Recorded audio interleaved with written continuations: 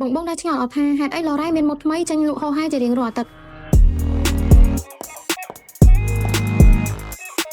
ព្រោះឡូរ៉ៃមានសង្វាក់ផលិតកម្មដែលល្អបំផុតគ្រប់ឈុតគ្រប់ម៉ូដដែលចេញមកដាក់លក់រាល់ថ្ងៃហ្នឹងគឺការចេញពីស្នាដៃជាងនៅឡូរ៉ៃផ្ទាល់សិតតែជាជាងដែលមានបទពិសោធន៍យូរឆ្នាំធ្លាប់មានអតិថិជនសួរមកខ្ញុំផ្ទាល់ថាអូនហាងអូនឯងយកកៅអៅមកពីផ្ទះលេខ3មែនអូនមិនបែនសម្បូរបែបម៉េះខ្ញុំក៏បែនតបទៅគាត់វិញដោយទឹកមុខខ្ញុំថាអត់ទេបងមិនផ្ទះលេខ3ទេគឺជាន់ទី2នៅក្នុងហាងឡូរ៉ៃនឹងឯងបងបើបងមិនជឿទេតោះមើលវីដេអូនេះបន្ថែមទៀតខ្ញុំនឹងបង្ហាញពីសង្វាក់ផលិតកម្មនៅឡូរ៉ៃ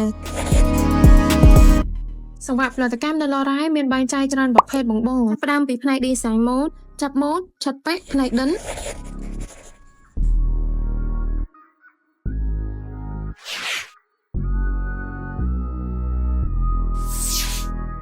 សម្បីតែជាងដេក៏មានច្រើនផ្នែកដែរតាមជំនាញគាត់នីមួយៗនិងមេកត្រៃដែលមានបទពិសោធន៍ជាង10ឆ្នាំមកហើយបង